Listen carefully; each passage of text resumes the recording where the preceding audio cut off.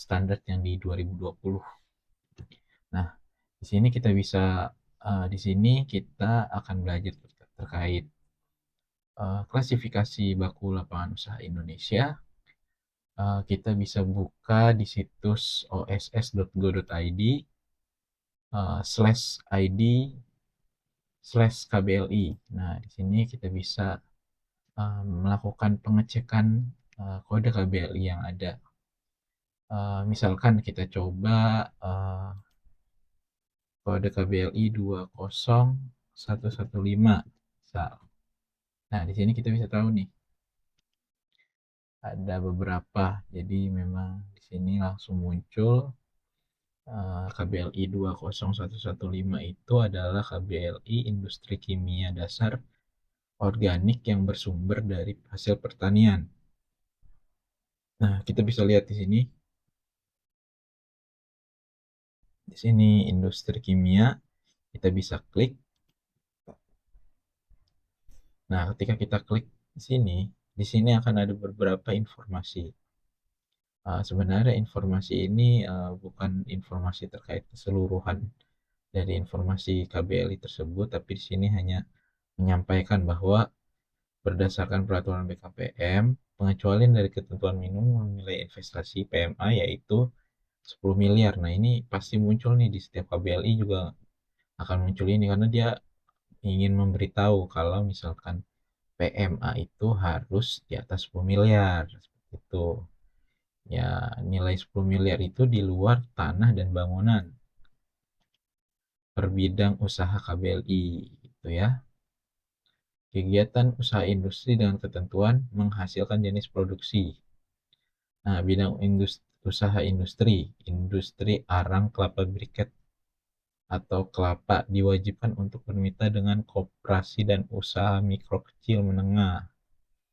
Ini beberapa bidang tertentu harus bermitra sama koperasi dan usaha mikro kecil seperti itu. Nah, di sini ya industri kimia organik, nanti kita bisa lihat penjabarannya dari KBLI 20115 itu kegiatannya apa sih? Nah, ini dijabarkan di sini. Mencakup industri kimia organik menghasilkan bahan kimia dari hasil pertanian, termasuk kayu, getah, dan lain-lain. Nah, ini kita bisa baca di sini menghasilkan apa? Biodiesel, bioetanol, dan lainnya. Nah, di sini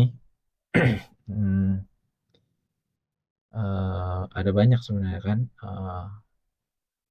Ada juga PBUMKU. Mungkin karena ini baru ya, karena KBLI ini baru, jadi belum belum bukan baru sih, maksudnya masih ada apa namanya yang perlu diupdate kali ya, karena di sini belum ada parameter kegiatannya itu resikonya apa gitu.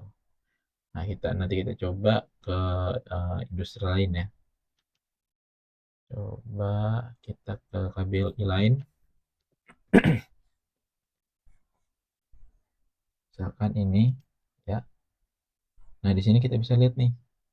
Nanti ketika ada KBLI-nya itu ada tulisan seluruh, berarti di sini kita bisa lihat di informasinya. Dari informasi usaha, mulai dari usaha mikro, usaha kecil, usaha menengah, dan usaha besar. Jadi di setiap KBLI ini punya kriteria yang berbeda-beda untuk dari setiap skala usaha. Dari usaha mikro misalkan kita bahas di sini di KBLI 01445 untuk skala mikro itu luas lahannya nggak diatur. Tingkat resiko untuk KBLI ini itu adalah menengah tinggi. Di mana menengah tinggi itu kita membutuhkan perizinan berusaha sertifikat standar. Nah, sertifikat standar di menengah tinggi itu adalah sertifikat standar yang harus diverifikasi oleh instansi terkait. Makanya ini membutuhkan waktu dalam penerbitan sertifikat standarnya. Seperti itu. Ini juga ada beberapa parameter serta kewenangan serta persyaratan dan kewajiban perizinan berusaha. Di sini bisa kita baca semua. Itu untuk saat 01445. Jadi misalkan kita coba lagi cek di, mungkin ada pertanian kehutanan, kita bisa mungkin mau lihat perikanan, mungkin tangkap. Nah, di sini. Ini juga jelas ini yang ruang lingkupnya. Nah, ini ruang lingkupnya misalnya di sini. Nah, ternyata di ruang lingkup untuk KBLI ini hanya diizinkan untuk usaha mikro. Jadi, sekali lagi ya, tidak semua KBLI itu bisa muncul. Makanya kita harus bisa memastikan usaha kita itu apakah cocok dengan KBLI-nya.